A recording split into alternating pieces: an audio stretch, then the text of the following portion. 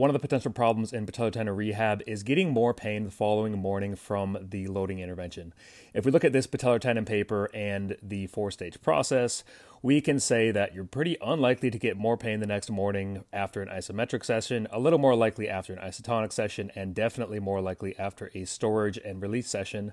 If we look specifically at the isotonic stage, one of the reasons why athletes could get more pain is because they're not aware of the tempo of lifting and its effects on patellar tendon loading. One of the most common lifting tempos is to use a controlled eccentric followed by a fastest possible concentric. If you're doing this and you have bad patellar tendinopathy, this could actually lead to more pain because you are making the patellar tendon act elastically in its most stretched position.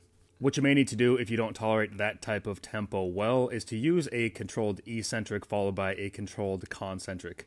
This is going to be less elastic demand on the patellar tendon. You're going to get the strain benefits, you're going to get the muscle strength benefits, but it's going to be a lot less likely to aggravate the patellar tendon during and in the next morning.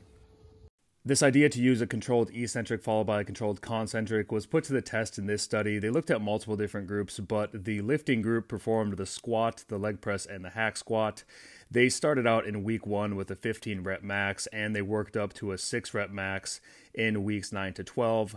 They were told to spend 3 seconds on the eccentric and 3 seconds on the concentric phase. After 12 weeks, pain was decreased and it stuck around for the half-year follow-up.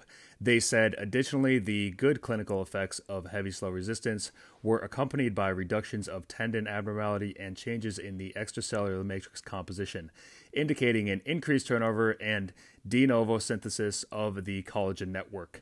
They did not compare this to a faster tempo of lifting, but it at least tells you that this controlled eccentric and controlled concentric has positive benefits. So if you're rehabbing your patellar tendon and you're doing the 4-stage process, or you're taking it day to day, this is something to be aware of if you're getting increased pain responses from doing heavy lifting. And it's not to say that the fast concentric type lifting is bad, but if you don't tolerate it well, maybe you should avoid it, or maybe you should build up to it a little bit slower. So try it out and enjoy.